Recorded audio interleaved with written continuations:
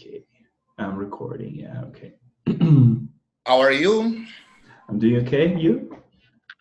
I miss you so much. Yeah, me too. Yeah, we had a great time together in Amparo, so I miss you and I miss these days. So Mhm. Likewise. And what have you been doing since then? working a lot, Uh-huh. and I I think I plan to organize my life, my lifestyle, and Mhm. I return to doing some sports like swim, surfing, and bikes. So uh, it's a mix of these things. Mhm. Yeah, but have you started yet, or you're planning to start?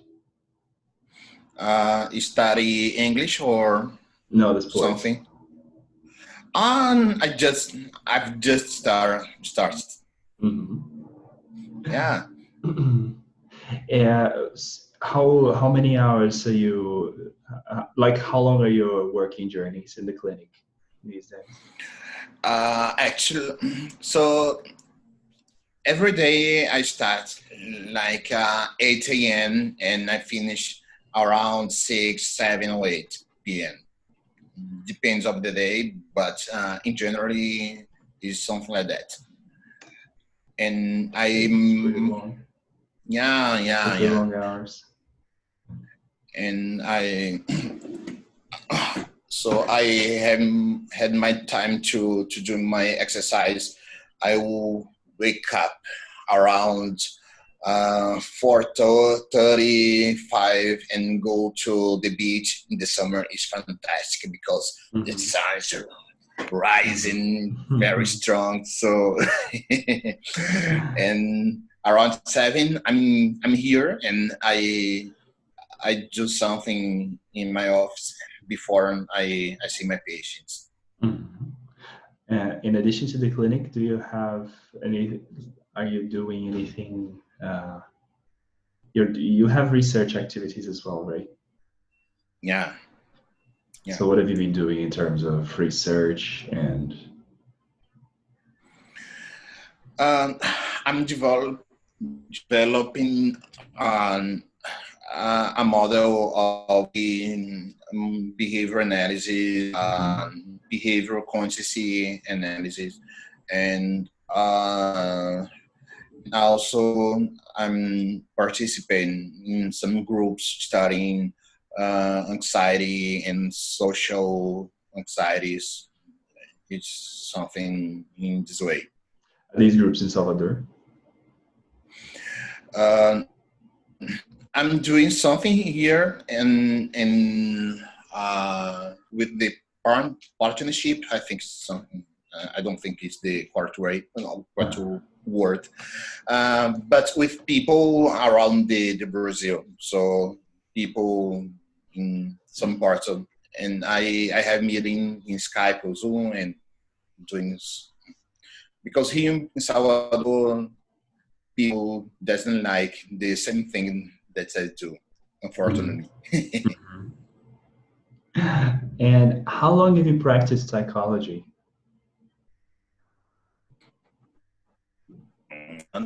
Since 2005. It's 14 years now, right? Yeah, yeah. And how do you feel your practice changed since then? A lot because it's a point that I work a lot to improve my skills and my knowledge about the practice. So uh, I think I study almost every day how to improve something in clinic and practice. Mhm. So it's And what would you say are the biggest differences? Can you give me an example of something that you used to do in the past that you don't do anymore, or for something you example, didn't do in the past that you do now?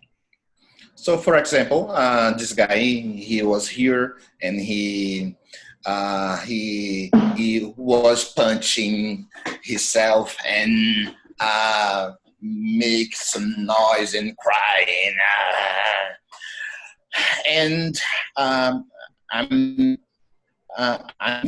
I've been seeing him less than 1 month, I think. Mhm. But and I have the whole picture in my mind about this case, and I feel very very comfortable about what's happened. For for example, he's 47 years old, and his father is almost 80, and his father was to hold him, please don't do it. And Mhm. I was sitting in my coat and, please, could you return, please?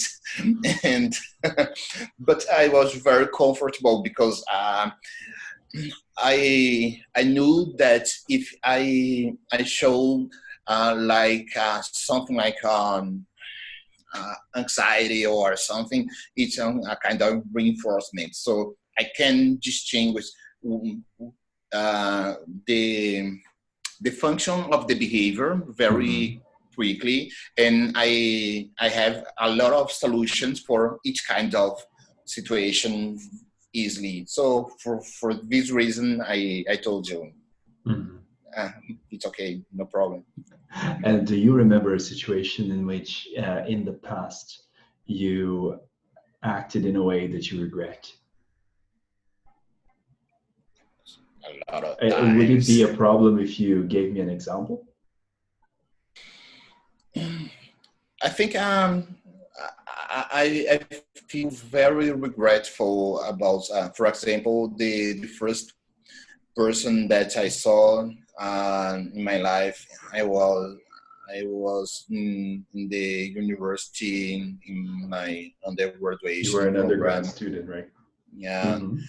and she had bulimia, and I I did with her a lot of things that uh, I, I was regret. Or, for example, uh, um, phrase that I said. I can't remember exactly the words, but I I did a lot of shit in my life. Mm. Like the phrasing and the wording was not exactly the ones you would use now. Hmm? The way you said things is not exactly how you would say them now. Yeah, yeah. For example, that done that punish patient and or don't understand the what has happened within, and judge then, or um, telling something that it's not a technical approach, but something like opinion or It's more personal. something like that. Yeah. Yeah, some personal. So it's very, very embarrassed. Uh, I'm not embarrassed anymore, but they are something that I I'm happy that I changed. Hmm. Yeah. Well, I have things I regret also doing as a teacher, you know. There's Yeah, always like it's part of professional development to yeah, have yeah. contact with these frustrations and these regrets. You're right. It's probably not a good indication if you talk to a professional and he or she said, I don't regret anything I've done. Yeah. That's probably Uh, not. I and I have I used to show when I present a kind of case. I used to show something that I did incorrectly, or something that I think it's important because Yeah. it's a way that people can think about their practice, and I think it's a way to help people. So I used to do it. Would you say that everyone is trainable to be a psychology practitioner? I think I agree. Yeah, because I don't think it's a kind of gift or something. Uh, I think there is a lot of skills that can be uh, trained. I think I agree the most part. It's Mm-hmm. in, it's not a conclusive. For example, one person with, for example, a very severe Down disorder or something like that, or mental disorder. I think it's problematic, but in general, I don't think it. But you have to organize the the contingency adequately. Uh, It makes sense. Like it would make sense to like train every kind of professional. It would make sense, right? You have to yeah. arrange proper training according Hmm. to individual demands, right? What Yeah. would you say are the main skills that a psychologist needs to develop? I think I think it's a very very uh, huge question and complex question, but in I general, I know think this is it. why I asked it. But for example, observation is a very important skill. Empathy. mm, um, I think you should training or in developing your empathy with kind every kind or every patient or person. Um, Self-control and analysis. I think it's a lot of and communication skills and social skills very important. I think there is a lot of Why do you argue that self-control is something that's essential for a practitioner? because your own behavior uh, mm, should not to happen because other reason than whether than the control of the behavior of the client. So it's a very important to have this in mind and develop a strategy. For example, something in when, for example, one day I was to like that because it's more comfortable. But if I do it, um, maybe I can express to the person that I'm interested in his conversation, and maybe I don't want to reinforce this kind of conversation, so I have to stay here in instead of Lean back, yeah. yes. So and to keep this in mind and control all your behaviors in the clinic, for me it's very very um, difficult. It's very trabalhoso. It's burdensome. Heavy, huh? Burdensome. Burdensome. Yes. You Yeah, know, a burden? A burden is something you carry yeah, with you that's burdens. heavy. Yeah, Yeah, it's yeah. burdensome.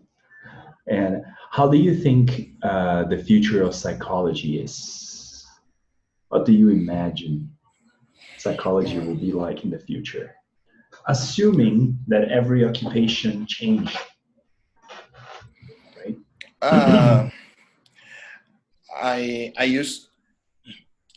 I used to think about the psychology nowadays is like the medicine in the times of the in the past, when the people had the phrenology and the Lobotomy? You're talking about lobotomy, like removal of a part? no, No, before before that, yeah. before like